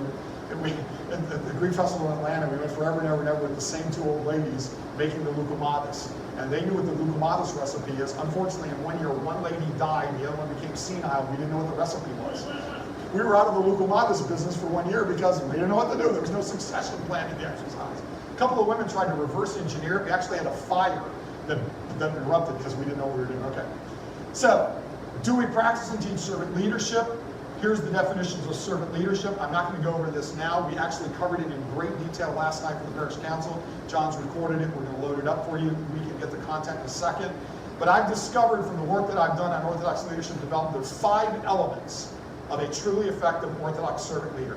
If you are not getting an A or B in each of these 5 elements, you do not have the right to call yourself an Orthodox servant leader. Love. Do you love others and are you loved? Humility. Are you humble in your leadership or are you braggadocious about it? Do you trust people? And more importantly, do people trust you? Are you trustworthy? Do you have a vision that you and others have collectively created that you are all pursuing in tandem? And do you have a team working? All 5 of those elements have to be present to be an effective Orthodox leader. Otherwise, you're on the journey, you're not there yet. Here's a model of what it looks like for those of you that are visual kinesthetic learners, right? So love is in the middle, humility is at the bottom, and then we see the trust, vision, and teamwork all around it. And they all interrelate with each other. You cannot have one in the absence of another in the exercise, okay? 2 Timothy, I love this expression. And the things that you have heard from me among many witnesses, commit these to faithful men who will be able to teach others also. The admonition, the responsibility of a leader to be a mentor, to be a teacher, to be a trainer, not a hierarchical, I'm in charge, you follow my instructions, and I don't care whether you know what you're doing or why you're doing it. St. Isaac the Syrians have always considered yourself as leading instruction so that you may be found to be wise throughout your life. The people I've always found to be the wisest are the ones that are always asking questions, always looking for information and trying to understand something. And I've always found those people to be the wisest of all people. I've offered this to you for free again. There's no charge, there's no obligation. In every strategic plan I have done for 2 metropolises, 1 national church, and many parishes, every one of them have identified, independently of each other, the need for leadership development within their parishes. The group that finished their work first is now available online for free forever. If you go to atlstrategicplan.org, this is the strategic plan for the metropolis of Atlanta, and you go to the completed materials, you'll see the Orthodox Leadership Training Program. It's a 5-part program with work studies and case studies, and you can go step by step, and it encompasses not everything in the universe, but everything that this group that spent 2 years researching this with some of the best minds came together, including conflict management. How do you deal with difficult people, right? How do you build consensus? There's a lot of content in there. It's available to you. Use it, don't use it, modify it, whatever you want to. It's for free for you to use. Yesterday's program that was given to the Parish Council on a different, my kind of smaller subset of that, is also available to you. You can download it if you go to my website, stewardshipcalling.com. Here's the upcoming programs. This time you're the first. As I told you, after next week, we're going to go to number 2 because the next parish is going up on the top. But if you go there, both of these presentations, this presentation, the one from yesterday, are uploaded there. So I'm challenging you on your to-do list item to create an Orthodox leadership development program in your parish. Father and I talked about this. There's some other parishes that are really working on this. And what they're finding is that when they really focus on creating leaders, developing leaders, training leaders, mentorship, the whole 9 yards, the entire process of everything they do is elevated and is improved, and the nature of the relationships is improved. All right, last thing that we're going to cover in the morning. Train up a child in the way he should go, and when he's ill, he will not depart from it. Truer words were never spoken, and they're right in front of us in the gospel. We actually have, and I refer to it repeatedly, 2 phenomenal studies, one study and one book, that's been written on youth and emerging adults in the Christian world in America today. The first one is the National Study of Youth and Religion. It's the longest running study of Christian youth. It's now conducted at the University of Notre Dame. It started at the University of North Carolina. The lead researcher on this is now at Notre Dame. They've been studying for 15 years, over 3,300 young people and their families, and monitoring them as they grow and tracking what's happening to their faith and why. And it is amazingly robust. We're going to talk about a little of the data in a little bit, but that's the website that you do it. And there's a great book that was written by one of the leaders of the Barna Research Group, which is one of the big groups that studies Christianity in America. It's called Soul Searching: The Religious and Spiritual Lives of American Teenagers. And there's a YouTube video that's there. Here's a data point that I want to give you that came out of a study done by the Assembly of Bishops. 73% of OCF, the Orthodox College Fellowship, or College Ministry Program, chapters have 10 or fewer members. 73% have 10 or fewer members. If you went onto any college campus and put up a sign that says, tomorrow we're going to meet in the quad to save the squirrels, you'd get more than 10 people to show up. And for something as important as the spiritual health and well-being, we can't get 10 or more in a chapter. Anybody feeling good about this result? And we wonder why we see massive drop-off during the college years that doesn't return. And yet, if you tell me it's a Christian-wide problem, I say, no, that's not true. Now, this is a non-Orthodox group. It's called Passion City Church. Every year they hold what's called the Passion Conference. The millennials pay to go there, and they pay to get there, and they stay for 3 days, so they're paying for hotel accommodations. And they've gathered hundreds of thousands of college-age kids every year. It's the first weekend after the beginning of the year. It's held in multiple cities. They simulcast it. This year I went, because I had to see it with my own eyes, went into the Georgia Dome. 57,000 millennials there for 3 days. And I sat way up in the rafters with a bunch of the other adults, so we didn't creep out the kids, right? Watching what happened. It was amazing. Now, it wasn't Orthodox. I got that, okay? But when I talk, and by the way, plenty of Orthodox kids go to that. I mean, I talked to a girl that runs one of the Orthodox ministries at one of the universities. She says, oh yeah, all our kids go up to that Passion Conference every year. And when you look at it, it's amazing at what they do in that regard. And the talks that they have are really incredible. In fact, one of them I thought was really fascinating. You may actually know this name. Her name is Christine Kane. I don't know if you're familiar with Christine, but she runs one of the largest global anti-trafficking ministries. She's Australian, raised Greek Orthodox. And she actually tells the story about when she found Jesus. It's kind of an evangelical thing, right? She found Jesus. Her mother called the local bishop to talk her out of leaving the Orthodox Church. And she's just amazing. Her hour-long presentations are motivational and inspirational. They're all scripturally driven, and they're not just about traffic. Anyway, so chaos theory. This big blessing kind of really want to focus your attention on. How many of you have ever heard of chaos theory? Are you familiar with chaos theory? A few people heard about chaos theory. Let me give you a definition. It was actually attributed to Dr. Edward Lorenz. He was a real underachiever. Really underachiever. His degrees were from Dartmouth, Harvard, and MIT. It's a shame he couldn't get in any good schools, okay? Wow. So what Dr. Lorenz discovered was this thing called chaos theory, and here's the chaos theory explanation. It studies dynamic systems that are highly sensitive to initial conditions. Dynamic systems that are very sensitive to the initial condition. You change one little initial condition, and the results dramatically change, and this is what they discovered. If you change one of those initial conditions ever so slightly, you will yield widely diverging outcomes. Now, what was Lorenz's background? What profession was he in? What did he do for a living? He was a meteorologist. And now we know why meteorology is fake science. No, I'm sure it's a wonderfully disciplined, it is very disciplined science. But here's how he discovered it. He had taken a massive data set of a meteorological condition, and he was recreating that data set. He was just copying it over into a separate platform, and then he was going to run it and just start off on the new platform. What he ran it the second time, it led to a very dramatically different meteorological impact. He goes, how can that be? It's the same data set, I just moved computers. When he went, he parsed through all of the data, literally hundreds of numbers, right? He found that in one of the numbers, he had accidentally truncated a few of the digits. Now, these weren't the exact numbers, but I'm going to use this to make a point. Imagine the number 6.54321. Pretend that's the number. When he copied it over, instead of copying 6.54321, he only copied 6.54, left off the 321 in the thousands and tens and hundreds of thousands. And yet, the results were dramatically different. Now, again, it actually does explain why meteorology is a lot harder than we think in that regard. Now, what does chaos theory have anything to do with youth discipleship? Children are the most dynamic system in human beings we will confront. If we can just make one tweak, one investment, one change, one deposit in them, we cannot predict the outcome, but it's going to probably be better than if we didn't do that kind of thing. And there are plenty of examples of this. When you make the intentional decision to invest from a theological perspective in the spiritual growth of your children, their trajectory of their lives will be fundamentally different. We're now seeing that data being proven in the National Study of Youth and Religion and other studies, right? But it manifests itself in a lot of different ways. I was telling everybody last night.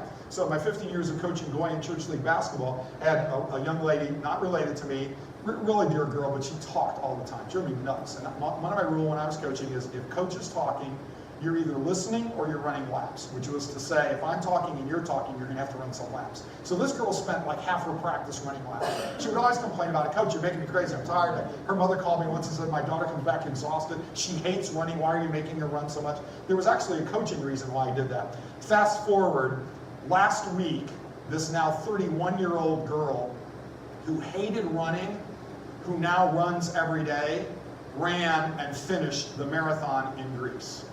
Now, I'm not taking credit for that great exercise, but I'm not so sure that she'd be an avid runner today if that goofy coach hadn't forced her to run laps in church league practice all the time. And I was also actually trying to condition her because she needed some conditioning. Now she's in amazing condition. She can outrun me very easily, right? Now, that's a stupid little simple, simplistic, non-theological example, but imagine if we invest in our youth and our emerging adults with that kind of training from a spiritual, from a theological, from a practical level. What's going to happen with the trajectory of lives? We won't always see, but it's going to be amazing. So here's my thought-provoking question. Forbes in 2012 did a survey, and what they found was the average parent in America spends $671 per child per year on sports training and costs. Whether it's basketball camps or volleyball camps or shoes or cleats or football, whatever.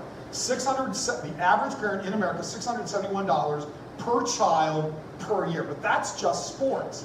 So Activity Hero went and measured all of the rest of the enrichment expenditures. Here's what they found. The average American family will spend $2,400 per child per year on all enrichment activities. Dance classes, music classes, guitar lessons, sports, the whole catastrophe, right?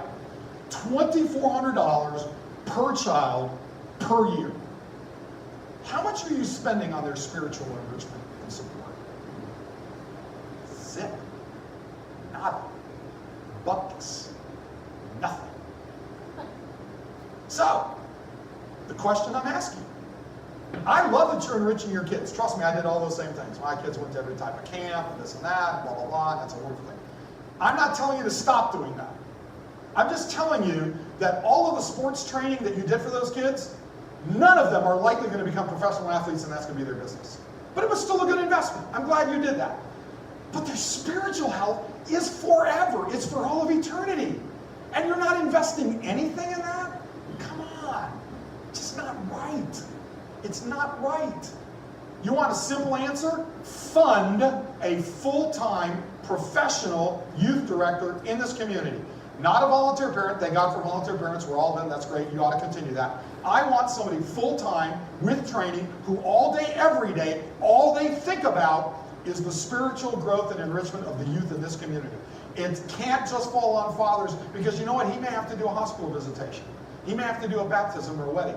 But the person who is your youth director all day, every day, that's what they're thinking of. When I look at parishes that have phenomenal youth programs and ministries, in almost every one of them, full-time, trained, qualified youth person in that ministry. You want to do something that's important? That's something you can do. It's so important, I actually did 2 of my Ancient Faith Radio programs devoted to that. The April 30th, 2017 program is the biggest one, where we talked about the issues of youth and emerging adults. So my last point of this segment is to hire a full-time youth, emerging adult staff person, and follow the research, even if you can't do that, to do a better job of religious education, church engagement, and stewardship training. In the afternoon, we're actually going to talk about the stewardship component. So here are the 13 to-do list items from today's program, from this morning's program. And we've gone through all of them with 8 minutes to spare off the original schedule. So let me give you the big idea. Engagement, engagement, engagement. Engagement sacramentally, engagement liturgically, engagement in ministries, engagement in education, engagement in training, engagement programmatically, engagement in everyday aspects of their life, engagement in being an Orthodox Christian and making an integral part of their life. There's nothing about which engagement isn't a critical action item for which you do, because what Christ said, not me, what Christ said is, you have to love one another as he loved us, and you have to go and make disciples. So, questions before lunch? Wow. Yes, ma'am. Okay. Speak loudly so everyone can hear you. I think one of the reasons why church communities not prosper is that we are losing the sense of community and family. And why our churches succeed when they first immigrated to this country is because we were a big family. We had people that came together that did not speak English. They had similar values and similar background. There was a sense of community, love, engagement. You cared about each other. And I think what is killing not just church leaders in general, but the family unit, is that we don't have a sense of community. We have isolation, we have texting, we have everything that brings us more to isolated interaction anymore. So, what oftentimes will bring people to church may not be talking about your faith as much as it is acts of kindness and showing love and caring. And what people come to our church for the first time, if they don't feel like they've made a human connection, they don't feel like someone cares about them, they're not going to return. They're going to go elsewhere to find that. So it may not be initially our Orthodox beliefs that bring people to this parish. It may just be acts of love, concern, and compassion. And I think, when someone comes to our doors and we are not reaching them on a personal note, we will not return to them the message. It might not be the message that they hear first. It might be a sense of, we're a family here, we care about you, we love you, we're concerned. Why didn't you come to church last Sunday? Or, what can we do to help you what you're going through in life? I don't think we're so much personal sometimes as we should be in that engagement that makes people feel like they're part of the family is what brings people, and then they will continue to come for the message. Right. So you're exactly right. And actually there's about 6 slides in the afternoon session that actually drill into that with even greater precision to make that point. But thank you for foreshadowing that. So you're exactly right in that. And I want to be very clear about this, because sometimes people feel uncomfortable. Oh, they should just come for the word. They should just come for the Eucharist. Well, of course they should. I mean, like I joked around yesterday, I've been losing the same 25 pounds for 20, 30 years very unsuccessfully. I know what I should do, I'm just not doing it, right? So what is it going to take to do the things that we ought to do? But there's a very big component about this, right? So it wasn't, look at the scripture, where 2 or more are gathered, and this whole notion of community, this whole notion of ecclesia, this whole notion of being together, doesn't mean you don't have an individual spiritual objective, a spiritual calling, a spiritual mission, a spiritual prayer. All of that is to be sure true, right? But when you start to look at, well, we wouldn't need a church if it was just all personal. If we could all just be monks, and I'm not decrying or limiting monks in any way, they're very, very important. I mean, they pray for us all the time. God bless them, right?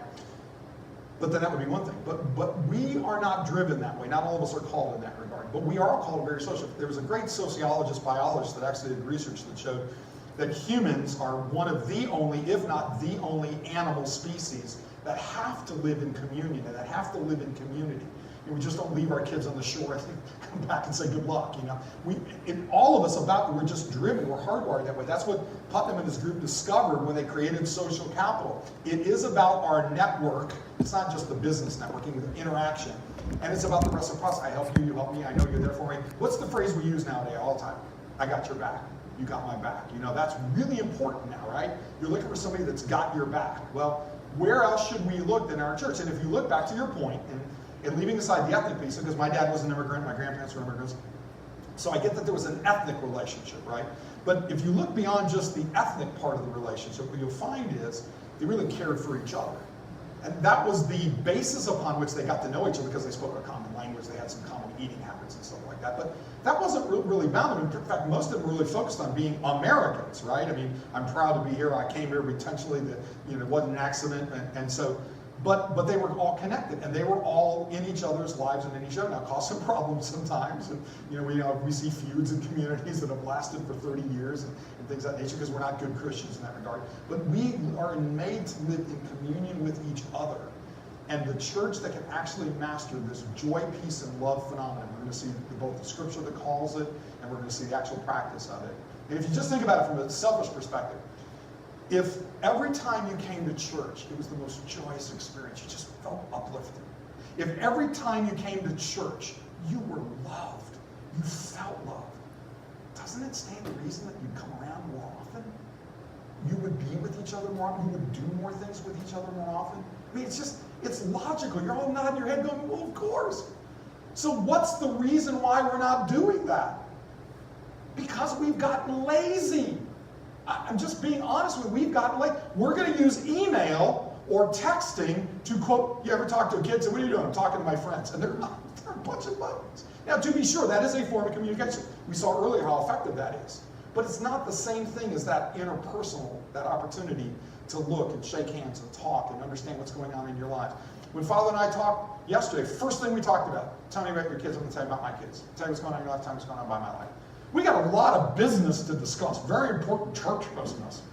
But we don't get to the church business until we get to know each other a little bit better, until we're there for each other and just kind of listening, commiserating and stuff. And I thought about some of the things that he said, and he probably thought about some things I said. And so now there's a nature of a relationship that is formed. It's not like we're bosom buddies quite yet.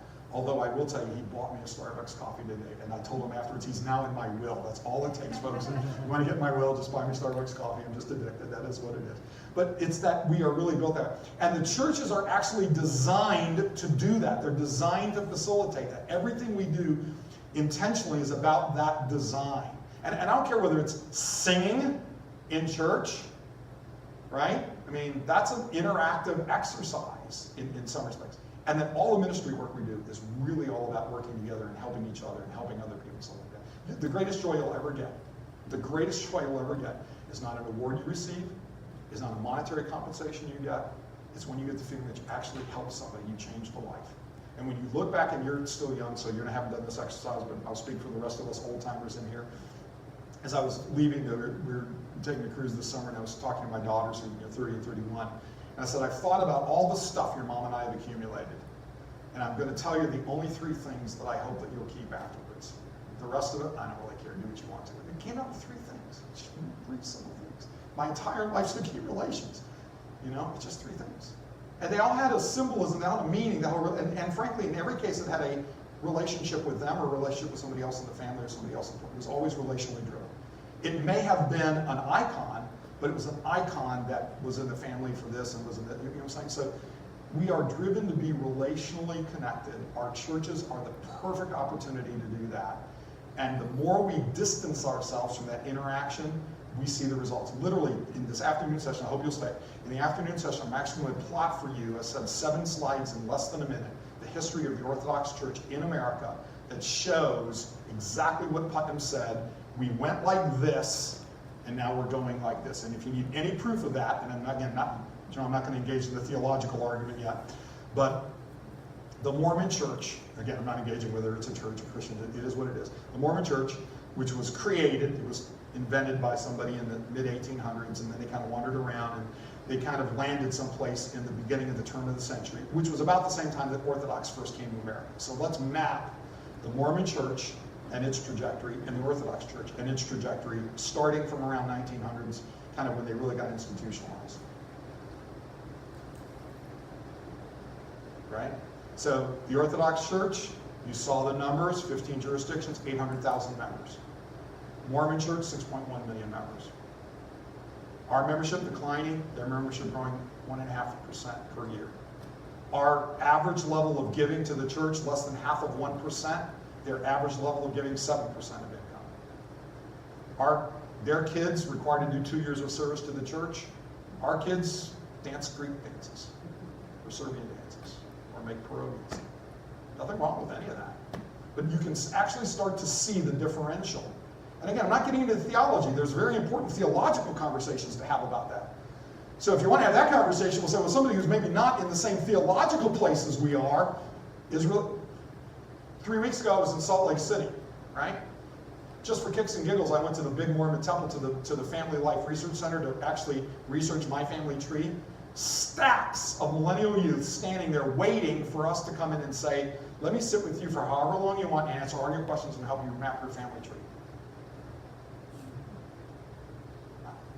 Again, I'm not here advocating on behalf of the Mormon Church.